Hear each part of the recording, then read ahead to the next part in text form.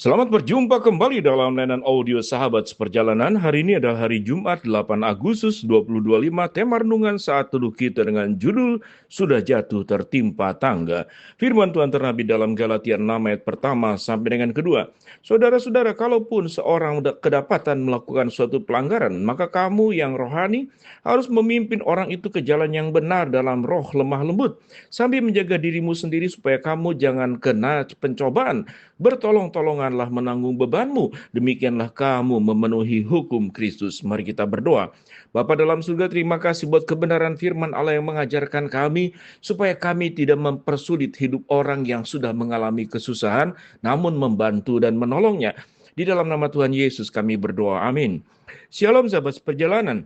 Yang dikasih Tuhan, berbicara tentang sudah jatuh tertimpa tangga, berarti mengalami sebuah nasib yang sangat sial. Kalau dalam bahasa awamnya, yaitu sial. Tetapi dalam rencana dan kebaikan Tuhan, tidak ada yang disebut dengan sebuah peristiwa itu yang sifatnya sial. Karena semuanya itu ada di dalam kendalinya Tuhan. Tetapi gambaran ini adalah orang yang sudah susah, kemudian mengalami kesusahan yang berkali lipat. Sehingga gambaran yang disebut dengan sudah jatuh tertimpa tangga, adalah peristiwa yang memang buruk terjadi kepada seseorang, atau kita juga pernah mengalami sesuatu ya dengan perumpamaan seperti demikian peribahasa, sudah jatuh tertimpa tangga.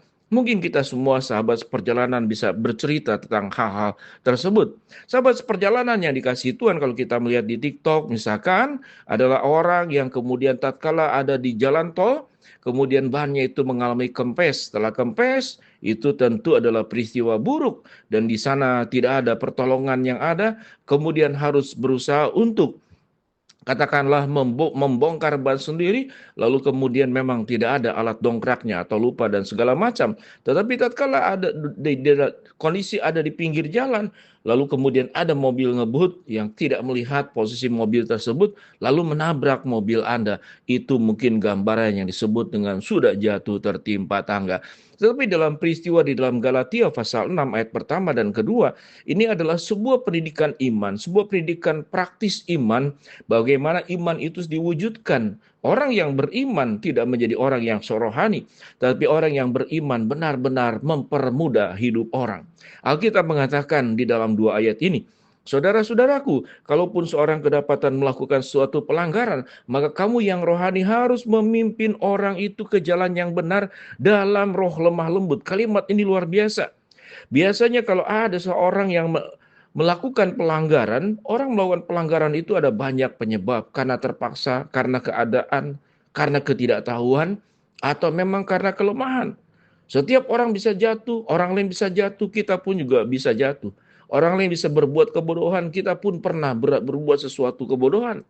Artinya, kejatuhan seseorang, perbuatan seseorang yang buruk sekalipun, kita pun juga pernah melakukannya di dalam bentuk yang berbeda. Tetapi tatkala ada orang yang melakukan pelanggaran, melakukan kesalahan, lalu kita hakimi, lalu kita membimbingnya, kita sebut sebagai membawa orang itu kepada jalan kebenaran. Tetapi sesungguhnya kita sedang menghakimi, kita sedang tidak menerima orang tersebut. Kita memang tidak boleh berkompromi dengan dosa, tetapi secara tidak sadar kita menolak orang tersebut. Sikap-sikap rohani seperti ini adalah tindakan yang sesungguhnya membuat orang yang sedang di dalam kesulitan, di dalam kesalahan, di dalam pelanggaran, mungkin dirinya mengalami sebuah penyesalan, ataupun sekalipun tidak menyesal, orang itu berbuat dengan sengaja. Kita tidak berhak untuk menghakimi, karena predikat dan posisi hakim itu hanya ada pada diri Allah.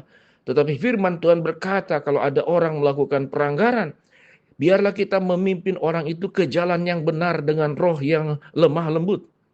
Kalimat berikut adalah menekankan sedemikian luar biasa, sambil menjaga dirimu sendiri, supaya kamu jangan kena pencobaan. Apa itu kena pencobaan? Sewaktu melihat orang pelanggaran, kemudian kita menghakimi, itulah cobaan. Iblis mencobai kita, memberikan bisikan kepada kita. Kalau ada orang melakukan pelanggaran, hakimi dia. Kalau ada orang melakukan pelanggaran, kemudian rame-rame bahas, bincangkan. Kalau bisa kita bongkar di depan umum akan pelanggarannya. Lalu seakan-akan di dunia ini hanya kita lah yang paling benar. Waktu kita membahas dosa orang, kita sedang membahas kekurangan orang lain. Seakan-akan kita adalah orang yang paling rohani, kita tidak pernah berbuat dosa, atau kita tidak pernah akan jatuh. Setiap kita akan mengalami pencobaan, setiap kita mengalami di dalam posisi-posisi sulit, maka di saat-saat itulah kita diajar oleh Alkitab.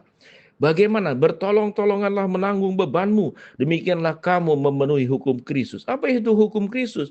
Hukum Kristus yang pertama, memang kita tidak boleh berbuat dosa.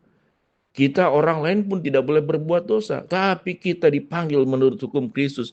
Bagaimana kita menjadi orang yang bisa mengasihi orang berdosa?